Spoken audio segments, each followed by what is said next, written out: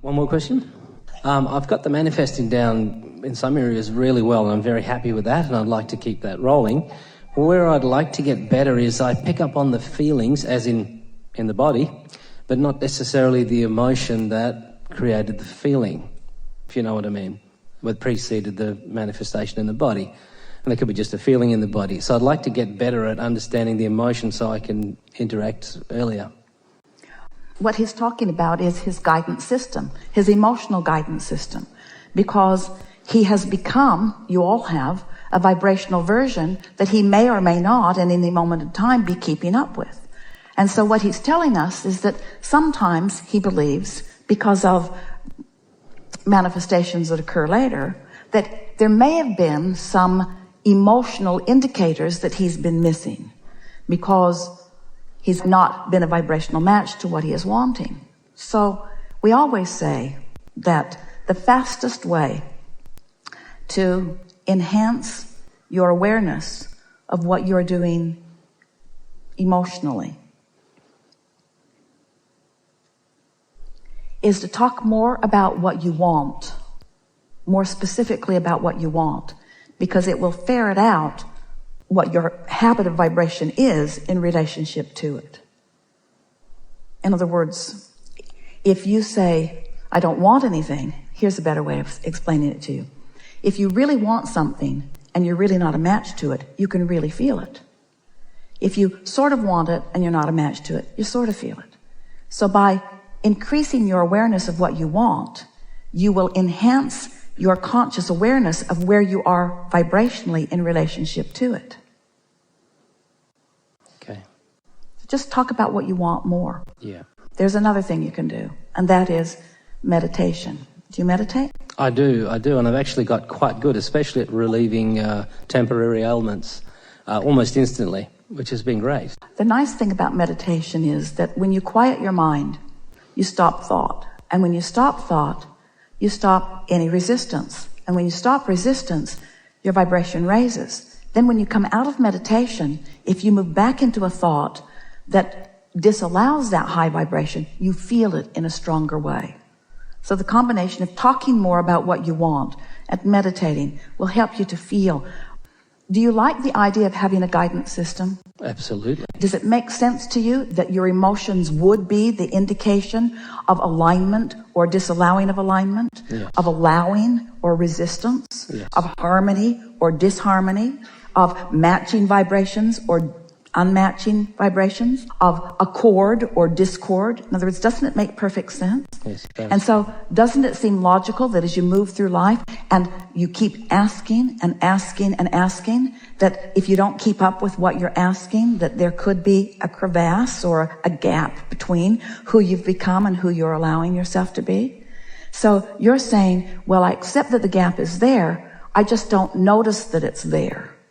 And we say, we think that maybe it's easy to become complacent about negative emotion because you just get used to it. But when you accept that negative emotion is guidance, does it make sense that you could set an objective that goes something like, I want to be aware of what I'm feeling? Does that make sense that you would then be more aware of what you're feeling? Yes. I want to feel good. I want to be aware of what I'm feeling. What do you think would happen if you set forth that intention? I want to be aware of what I'm feeling. It would sharpen your awareness, certainly, but what's the next thing that would happen? You'd have a little bit of a rough ride for a while. People would say to us, Abraham, is it normal for all hell to break loose in my life when I start doing this work? And we say, yes, in the beginning. Because as you talk more and more about what you want, your relationship with that becomes a starker contrast and you feel it more, you see. If we were standing in your physical shoes, we would begin by changing the conversation. Instead of saying, I don't feel things until they manifest, we would say, there are two ways for me to know where I'm headed. One is the manifestation that ensues, but the other is the way I feel along the way. Because we don't believe that you are not aware of your emotion.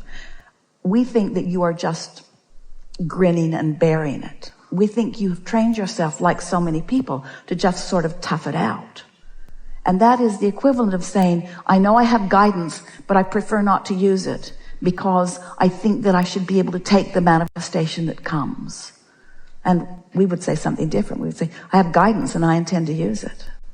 Right. Do you believe that contrast causes expansion? Definitely. Do you believe that expansion is inevitable? Yes. Do you believe that it is constant? Yes. Do you believe that it is possible to stay up with your expansion? Do you think it's possible? It's definitely possible. You think so? Yeah, we don't always, but it's definitely possible. I mean, we have to have the contrast so we can appreciate the gap too.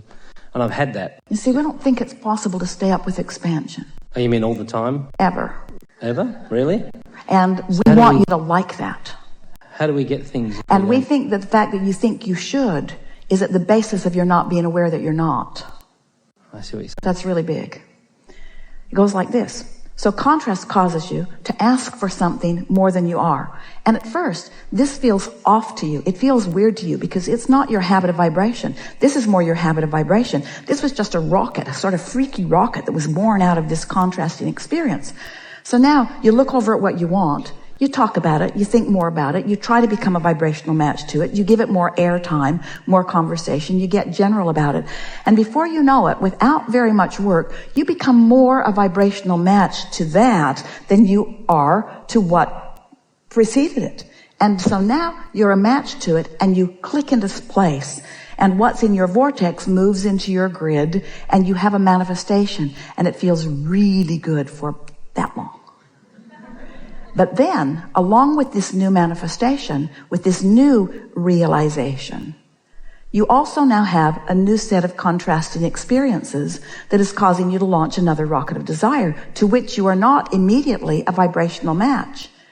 So now you look at it, you think about it, you talk about it, you try to become a match to it, you feel your way to it, you manage to feel normal in that, and now you click into place vibrationally, and now there is a manifestation. It moves from your vortex into your grid and you realize it. Others around you see it too. And you feel exceptionally wonderful for about that long. But along with that manifestation came another set of contrasting experiences, which caused you to launch another rocket of desire, to which you are not a vibrational match. This is going to take a while. So the point that we're making here is that when you make peace with this delicious journey. In other words, everything's just the way you knew it would be. You knew it was a 3-step process. You knew that contrast would inspire the asking. And you knew that you would not immediately be a vibrational match to that asking, but you knew that the source within you would. You knew that step 1 was your job of sifting through the contrast, and step 2 would be the job of source and your inner being to be a vibrational match, an immediate vibrational match to what you're asking for. When you ask, it is given vibrationally every time, immediately.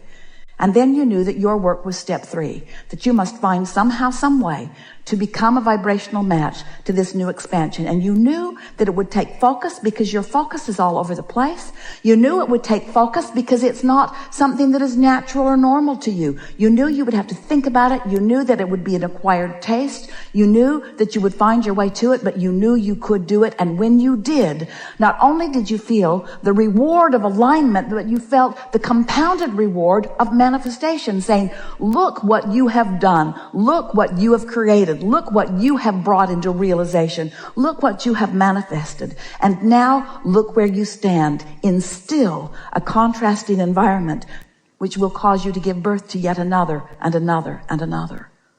We want so much for you to feel the excellence of knowing that you are an eternal being and that you're not ever going to get it done. And that it's not only okay for you to not be standing in complete alignment at all times.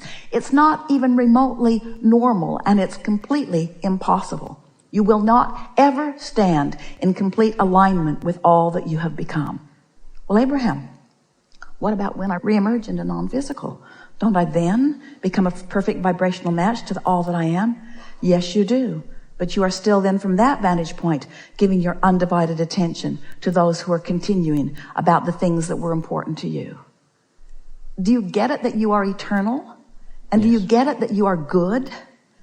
And do you understand that this is a time-space reality that really is the leading edge of creation? And do you understand that the source within you is creating with you and through you? And do you understand that so many of the impulses you receive are co-creative impulses that you're receiving from that connection?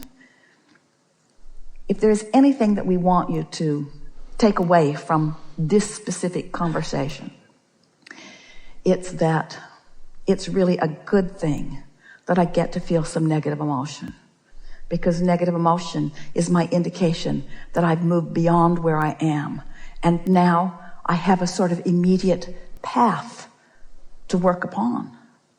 Sort of like one day Esther was dusting an etagere, and it had all kinds of beautiful things that Jerry and Esther had gathered from around the world. And when she dusted, the new shelf slid off its little peg, and the top shelf fell onto the second shelf, and the second shelf fell onto the next shelf, and most everything on it broke. And Jerry was in the other room. He heard the crashing, and he said to Esther, who is always in bare feet, "Stand still, don't move." And as he came running, Esther was standing there with glass all around, feeling embarrassed about what she had done, because treasures were there in a shatter all around her. And Jerry said, "The most profound thing that you were born knowing, but many of you have forgotten. Oh, good, something else to buy."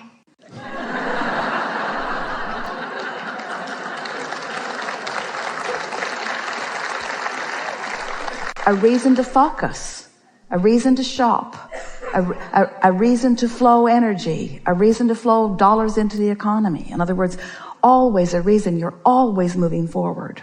And so we really believe that now we've had this conversation, and you have now, as a result of this conversation, given yourself permission to feel negative emotion, because it's not only okay, it's a delicious part of the whole equation of creation, that you'll catch glimpses of your discord before it manifests into something that is more difficult to come back from.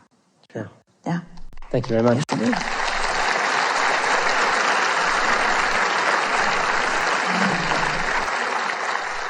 Now what?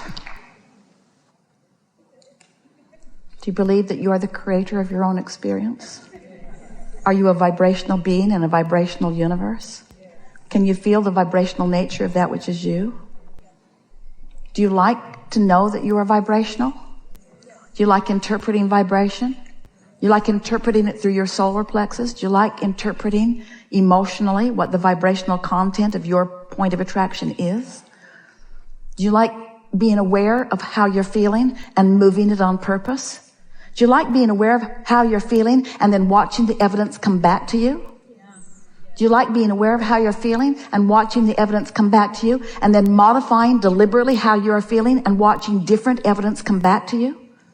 Do you like the invincibility that you are upon? Can you feel the appreciation that Source feels for where you are, no matter where it is?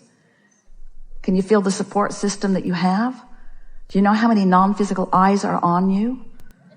Do you know how much awareness there is of what you're asking for and where you stand in relationship to it, and what the exact path of least resistance is from where you are to where you want to be?